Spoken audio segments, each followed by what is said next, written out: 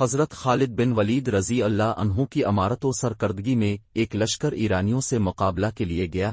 ایرانی لشکر کا سپہ سالار مشہور زمانہ پہلوان و بہادر رستم تھا۔ حضرت خالد بن ولید نے رستم کی درخواست پر حضرت ربی بن عامر رضی اللہ عنہ کو اس سے بات چیت کے لیے بھیجا۔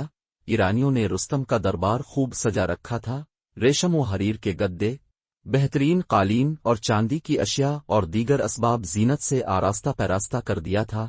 حضرت ربی بن عامر رضی اللہ عنہ گھوڑے پر سوار، ہتھیارات سے لیس، پھٹے پرانے کپڑوں میں ملبوس، اس شان کے ساتھ رستم کے دربار میں پہنچے کہ نگی تلوار آپ کے ہاتھ میں تھی۔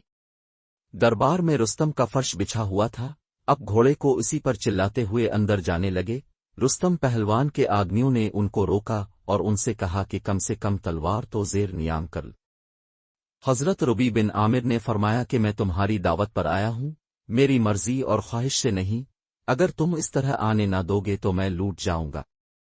جب رستم نے یہ دیکھا تو اپنے لوگوں سے کہا کہ ان کو اسی حالت میں آنے دو۔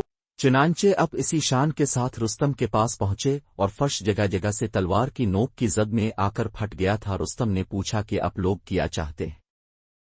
حضرت ربی بن عامر نے ایسا جواب دیا جو ہمیشہ کے لیے لاجواب رہے گا۔